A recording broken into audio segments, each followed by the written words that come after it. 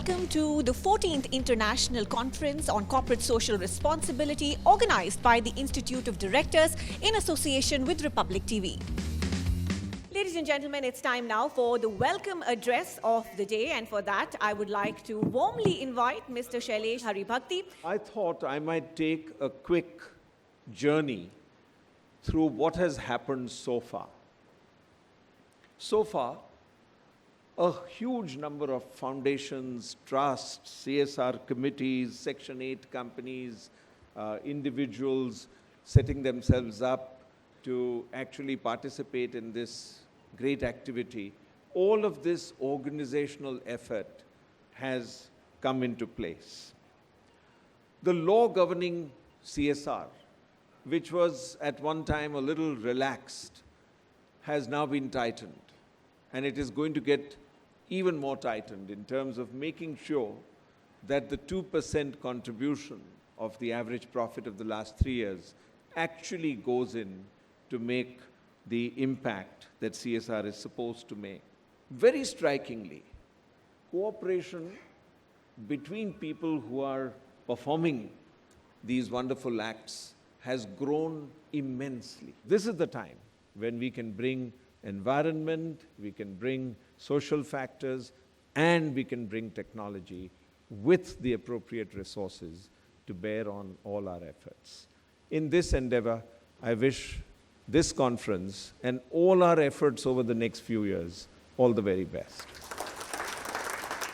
I believe it was in 1962 that Milton Friedman rooted for shareholder value by writing that there is only one social responsibility of business, and it is to use its resources and engage in activities designed to increase its profits so long as it stays within the rules of the game, which is to say, engages in open, free competition without deception and fraud. Boards will do well to insist on the triple bottom line approach to measuring their company's performance: economic, social, environmental, rather than focusing on financial performance alone. This will help the businesses to focus on optimizing returns to all stakeholders rather than on maximizing wealth of shareholders only or alone, which, as I said in the start, is no longer acceptable.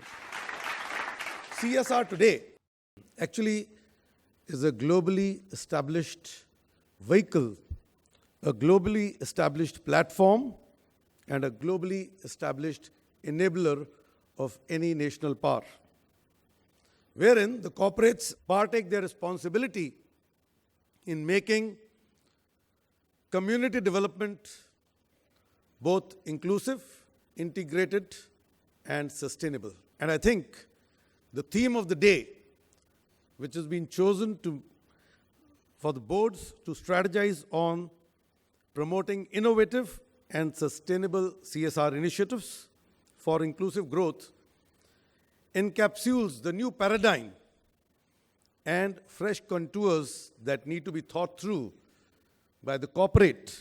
My journey started somewhere in 2012. I was at the peak of my career.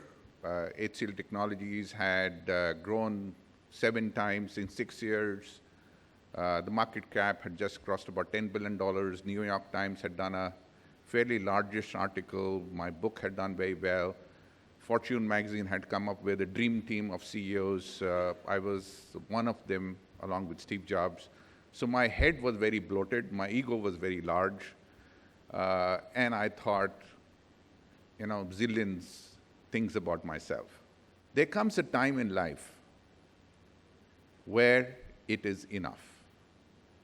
Enough recognition, enough profits, enough money. You have to look beyond what you're doing. And that is when it dawned on me that chasing market cap, chasing recognition, chasing profit is good. It's not bad, but it is not enough. I needed to do something else.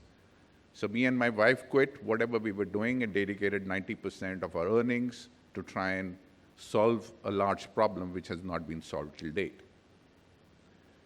I think we need all in our respective boards to think, is it enough? Have we reached that stage in our boards where we need to do more than talk. We need to do more than print brochures. We need to do more. And is it time when we say that whatever we have been doing, we have done enough, we need to do more? We now need to have an urgent realization that CSR is beyond everything and it can be a game changer. It can, in fact, make a transformation, as Mr. Sailesh Haribhakti and Mr. Nair has said. It can act as that critical and crucial leverage point for the society to transform. Today, I want to focus on the imminent need to protect and restore our environment and cover our carbon footprints. Otherwise, as it is predicted, in just 50 years, we will all become extinct. It is that critical. The Winner's Digest is released. Now, this is actually a compilation of the success stories and initiatives of the winners of the Golden Peacock Awards for the year 2019.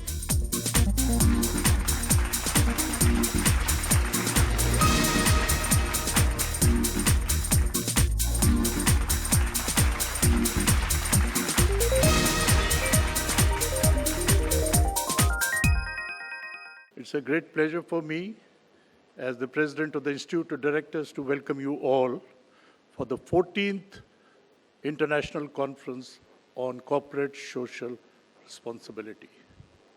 Now, we have been conducting CSR-related aspects as Institute of Directors right from its beginning in 1990. A few words about Institute of Directors. That Institute of Directors was set up in July 1990, nearly 30 years back, and the main purpose was because there was no association or society in which all corporate directors could get together. It is a pleasure and privilege to be part of this inaugural session of this 14th International Conference on Corporate Social Responsibility, organized by Institute of Directors. I'm also glad to know that Golden Peacock Awards are being presented during this conference. This, with my experience of last 40 years experience of business and CSR activities, I'll share what we are doing on board strategies in promoting innovative and sustainable CSR for inclusive growth. I want to share my experience. Friends, inclusive growth is at the core of GMR Group, and we do that with a passion and commitment. Just as we are passionate for creating world-class national assets, same way we are passionate for making maximum impact on the lives of underprivileged people through our foundation activities. As per group philosophy, CSR is initiated as soon as the decision to commence business at site is taken. The idea is to provide the necessary support to the community right from the start and not wait for the company to commence operation, make profits, then start CSR. I believe that IOD endeavors to make corporate social responsibility a mission and passion for the directors. Bearing in mind Gandhiji's principle of trusteeship, wealth must be used for securing justice to all the citizens. In the case of corporates, we may call it corporate social responsibility. There cannot be mission or passion without perception and conviction. Therefore, it is all the more important that you have the right perception and you have a conviction about it. Today's event was wonderful. It is a CSR conference being organized by the Institute of Directors, and it's an honor and privilege to come here and address the gathering of the boards of different companies.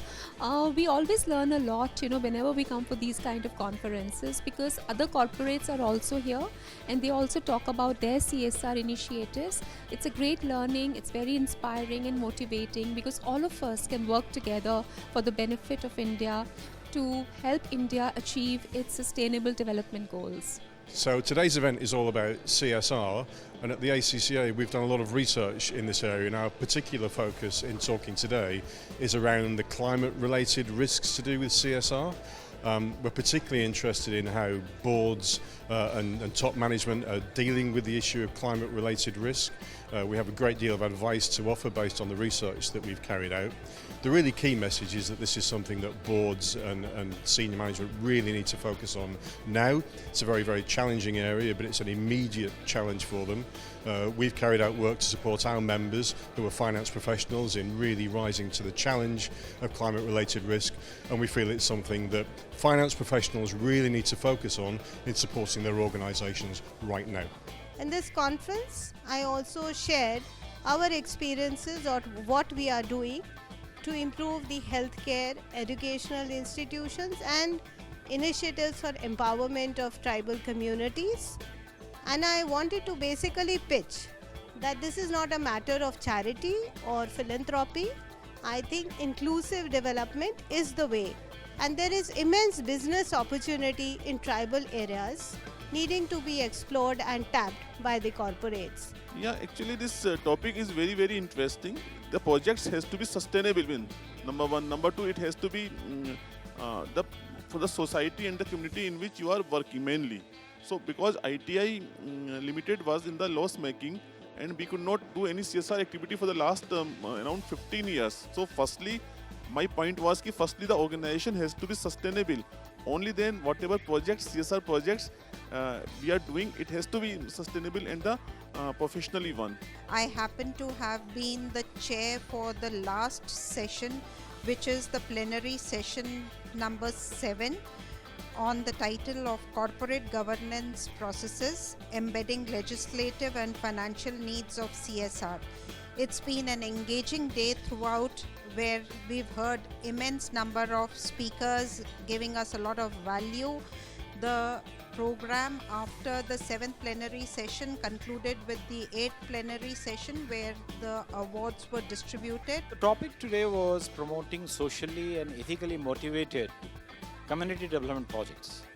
So what we said is, rather what I said is, that before starting a project, any project should be conceived only after answering the questions like whether we are respecting the community, whether we are making the community self-generating, or whether we are creating dependence, whether we are understanding that the community has its own traditional resources of knowledge, and can we give more options to the community to experiment and find more ways for correcting the aberrations which happen. I would like to mention that IFCA is a 70 years old institution, and then we have done the CSR activities for the last 70 years, and we are done in phases, and then we have set up the institutions like MDI and ILD in Delhi as well as in Jaipur in those days. Now we are doing more concrete CSR as per the Companies Act with all the compliances, and we are in 23 states, and we focus on the theme areas like education, health, and water conservation and renewable energy. We are thankful to IOD for giving us this award as well as the opportunity to mention about IFCA in the larger panel group. I'm happy to announce that we have amidst us the Honorable Mr. Subhash Desai. We are grateful to you, sir, for encouraging us for the last several years. And the Honorable Mr. Desai had inaugurated our convention in this very hall 6 years back. And ever since that, we are grateful to him and to the Maharashtra Industries Department and the government that, if I may say, IOD has grown from strength to strength. And the extent of support that the Honorable Mr. Desai has given us has enabled the Maharashtra government and IOD to collaborate with our programs in London, in Dubai, and in Singapore. I'm really impressed with the initiatives taken up by the Institute. Directors have many roles to play, but the most important role is to care about long-term interest of stakeholders. At the same time, the directors have to ensure quality corporate governance, responsible leadership, has been championed by IOD.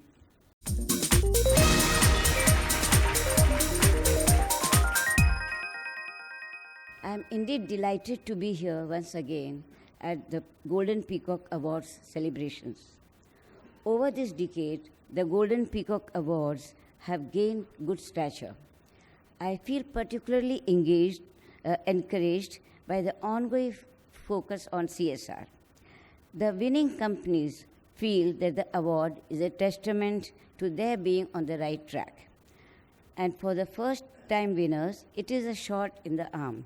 So let me congratulate the IOD for taking these initiatives on a large scale. It augurs well that the theme of your conference continues to be on integrating CSR into a corporate strategy. That said, let me conclude on a personal note. Have a heart is one of the most commonly used phrases. I'm sure all of you say it every now and then. My take on it is that basically it is a metaphor for caring and compassion. In fact, it is a very emotional metaphor. The heart, in my view, melds the mind and the body with splendid qualities such as duty, service, sacrifice, devotion, and giving. So have a heart. This is a very special evening indeed because we know how important these awards are. However, this is a milestone year for the Institute of Directors, and that makes this evening even more special.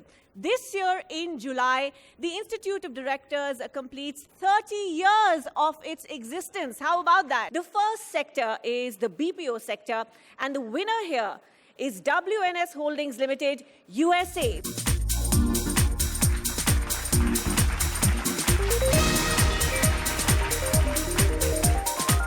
We move on now to the IT sector, and the award goes to Tata Consultancy Services Limited, India.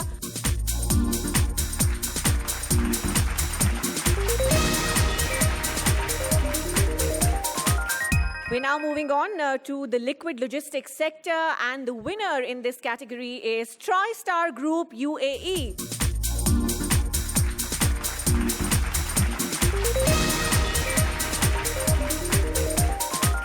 The cement sector, the winners are Ultratech Cement Limited Unit, Birla White, Jodhpur.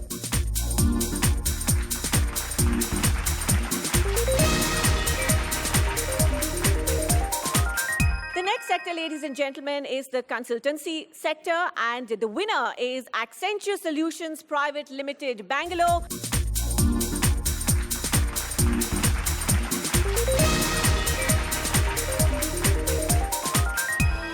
Now, ladies and gentlemen, to the healthcare sector, and the winner is Philips India Limited, Gurgaon.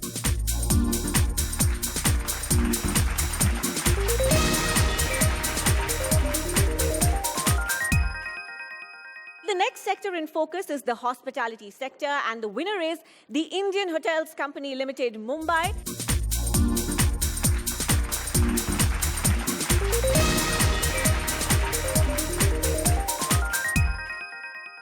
We now move on to the IT sector, and the winner is SAP India Private Limited, New Delhi.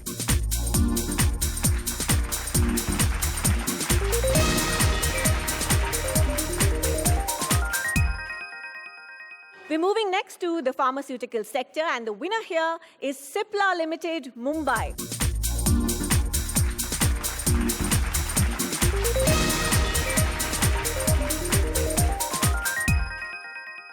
The power equipment sector, and it goes to Bharat Heavy Electricals Limited, New Delhi.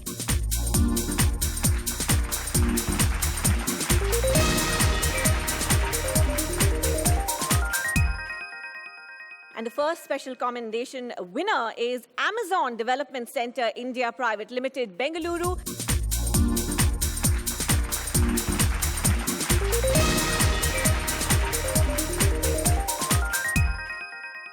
Winner in the power sector is JSW Energy Limited, Mumbai.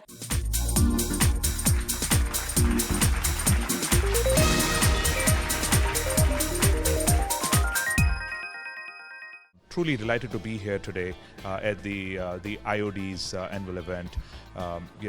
Whatever sessions I've been able to attend, I've just found it to be very insightful and very, very topical because, responsible behavior from corporates is exceedingly important for us to really, really move the needle on, the societal impact that we want to cause. There is a provision of giving fund for the corporate social responsibility for social projects, but then actually that fund is actually not going into required sectors, whether it is education or health or infrastructure. In fact, the felt needs of the people has to be identified, and it has to be identified at the bottom of the pyramid, and those needs of the people should be percolated to the board level. This is a fantastic event. We have been discussing here the role that corporate social responsibility can play in transforming the society. Our Prime Minister, in his vision about how to take India forward, has been talking about performing, transforming and revolutionizing the entire economy. And therein CSR can play a great role because CSR can be a bridge between the industry and the society. It's been a very powerful event. I've worked in the area of CSR for 30 years, and I found today very moving, very powerful. And I think that Indian companies have a lot to share with the rest of the world and to teach about nation building and the power of technology and social innovation for good. Event is a great event where the heads of so many influential corporates have shown an interest in corporate social responsibility and how it can be better used, better implemented to make a difference to India. And the panel discussion was particularly on the social impact of CSR and how that can be increased. It's the first time of the PTT EP or PTT Exploration and Production Public Company Limited that has received an award of the CSR from this forum. I would like to thank for the judges that very, very impressed on how we have done to the society, to the community, especially for all of us that I think that all the company, we need to follow and do it well. I think on the panelists, from the panelists' point of view, there were various perspectives. But the conclusion seemed to emanate from the fact that there were more questions than answers. In my own assessment, CSR in India is going through a phase of transition. There is compliance which is happening, but we need to move beyond compliance. And in my session, actually, I focused on creating shared value, which is CSV, instead of just CSR. I guess this is an evolving dialogue. Much needs to be done, but this is a good start.